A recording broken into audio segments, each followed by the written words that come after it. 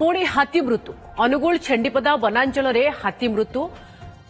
डंगपाल जंगल रे पड़ी माई हाथीर मृतदेह मृत हाथीर आनुमानिक बयस 25 रु 30 वर्ष हेब केउ परिस्थिति रे मृत्यु होला किंतु कारण अस्पष्ट रही।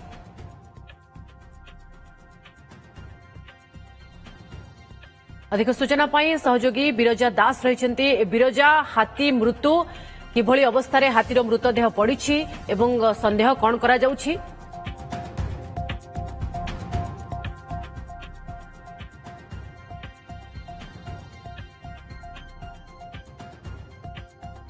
जार बयस आनुमानिक पाखापाखि 25 रु 30 वर्ष बोली जना पड़ी किंतु हाथीर मृत्यु किभली घटिला ता वर्तमान सुधा स्पष्ट हो पारे नहीं। किंतु से जो हाथी जो मृतदेह पड़ रही है गोटे सौर बाड़ रही है सौर बाड़ द्वारा तो हाथीर मृत्यु घटब ना तेणु से नहीं अधिक तदंत जारी रखी वन विभाग और या सहित जेटीएफ आसो जेटीएफ आसला वन विभाग वरिष्ठ अधिकारी कर्मचारी पहुंचे घटनास्थल पहुंची पहुंची अधिक तदंत कर जहाँ जीएफ सहित आम आलोचना करूँ कहवा कथा हाथी मृत्युर कारण वर्तमान सुधा स्पष्ट हो पारि ना किंतु